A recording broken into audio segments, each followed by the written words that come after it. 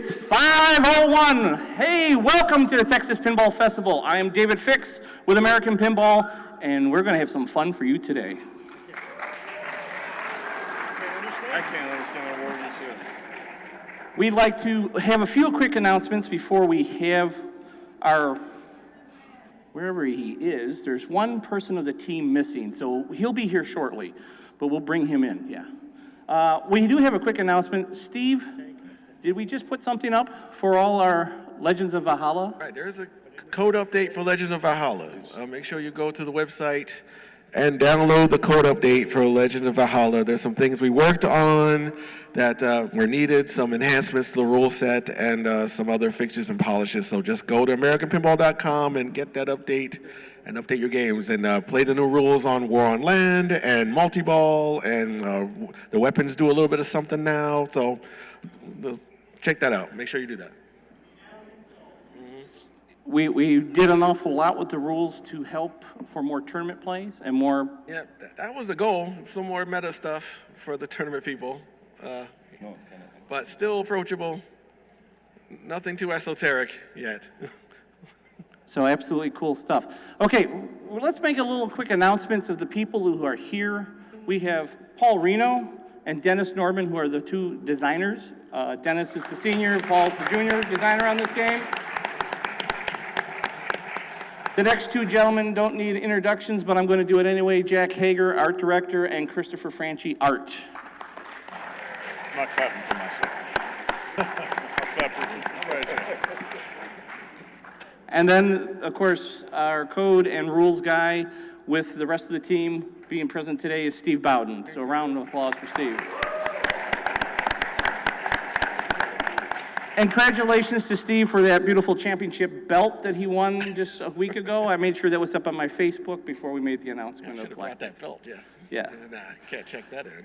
So, you know, Galactic Tanks Force is this great game, right? We've been working on it. It's a passion project of Paul and Dennis for a good period of time. And I tell you, it's fun for all of us to read Pinside, and I want to give you guys all thanks to Pinside for giving us some joy, right? Hours of entertainment. Hours of entertainment. Does it have cameras on the top? Does it shoot T-shirts? You know, what is this going to do? Does it going to have the top going up and down? So it's absolutely awesome what we've been able to do with this game. And I'm just looking for our missing person to the show. Sorry about that. So anyway, we have done up a little work on our game, and we are having some great fun with this. And I'm going to ask you guys to make sure you're not in the aisleways, because our friend's going to come in.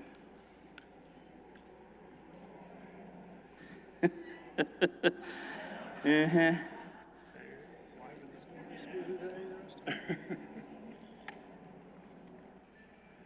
Somewhere. Yeah, okay. Great. He's not answering his phone.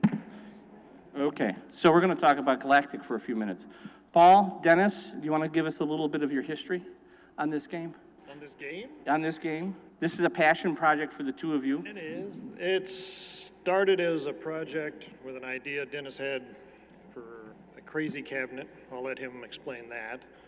And then I got involved to help build the first whitewood of it. And then over time, we kept adding things to it and changing things and coming up with the idea for the theme of it.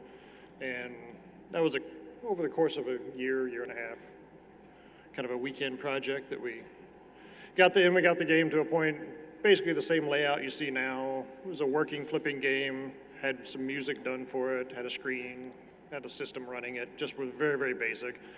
And a few people would come over and play the game. They would stand there with no rules, anything. They'd stand there and play it for 3 hours just because it shot so nice. And so we thought, we might have something. So let's try to get it built someday. Lean into the mic. Here we are. Lean into the mic, he said. Oh, okay. You're up. So the cabinet, I just wanted to do something different. I was just bored with the same looking cabinets all the time. And I've got some pictures to show eventually, but so we had a sci-fi theme, and I wanted to do a sci-fi kind of cabinet, and I knew that there were these tin toy tanks that existed in the 50s and 60s. They're very collectible now. They sell on eBay from $50 to $600, and so I downloaded a lot of pictures of those and was able to sketch it into a pinball machine so that it looked like a tank when it's folded up. And That's my right. reasoning was, That's the guy we're missing, isn't it? yeah. Hunter 1, are you here? Hello? Well, oh, here he comes. Oh, here he comes. There it comes He's now. rolling in now. Come on. You can do this. There he comes. So we want to make sure we motorize this special unit because everybody says, are you going to motorize the back head? Are you going to motorize this? Well, we just motorize the whole tank. How's that? Here he comes.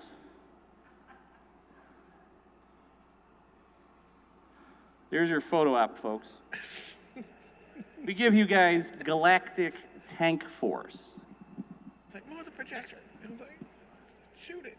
Like, shoot the projector. Get out of the way.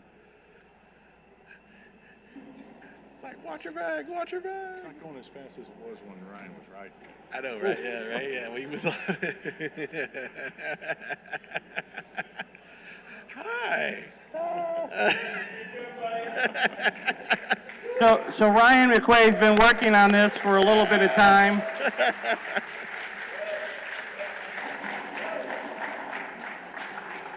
I think Dennis said great. We need more crazy people like Ryan in the pinball community. I think we're all true about that.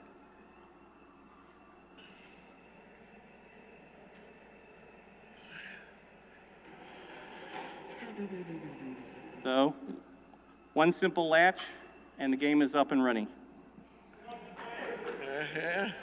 Not yet, not yet, not yet. You gotta suffer through pictures first. Absolutely. All right, let's get into a little bit more of the history on this game. Let's get a little bit more fun as we have. There it is.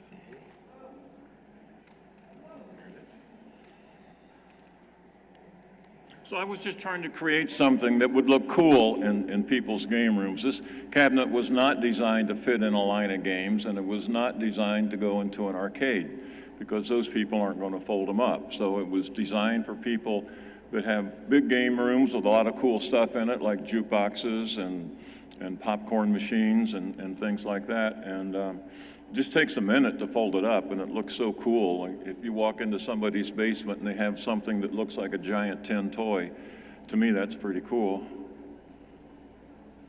And there's It's easy to lift up and down. There's The a tank turret is vacuum formed, the barrel is vacuum formed, so it's not heavy.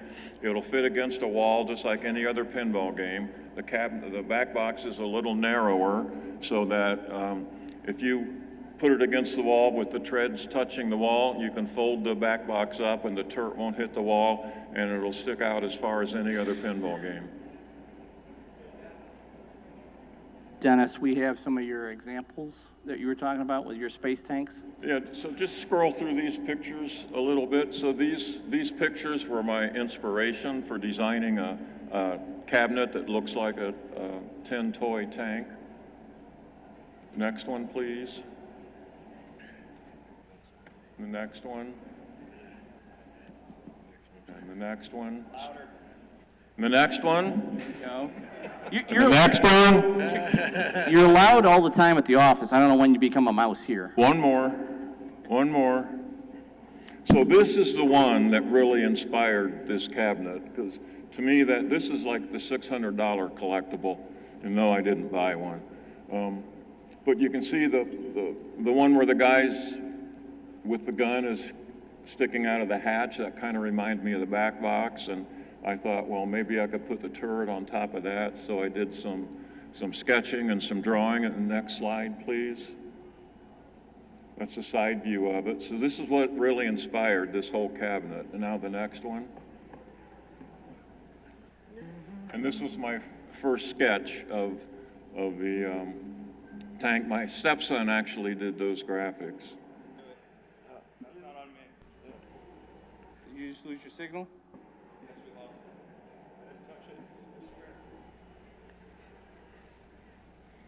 Okay, there it is. So your son designed this one? Or drew the graphics? Yeah, my stepson did the first original graphics, and then Chris Franchi spaced it all up a lot. So now we can go to the next slide. Let me see.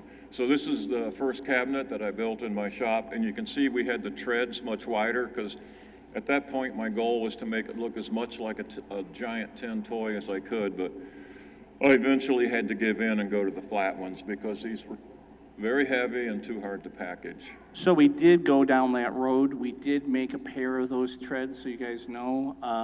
It would take an entire pinball box to ship just the treads. So you would get the game in one box and the treads in another, and the treads actually weighed more than the pinball machine. So it was kind of like, okay, we gotta size this down a little bit, but we still gotta make it look cool.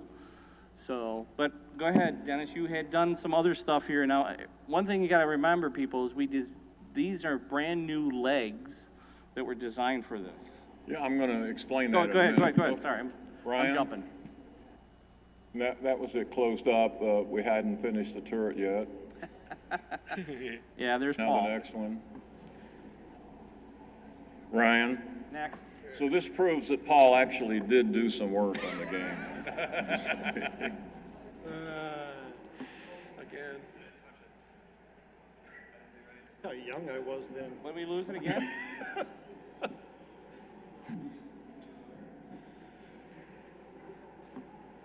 Dodgy HDMI cable? Can't have nice things.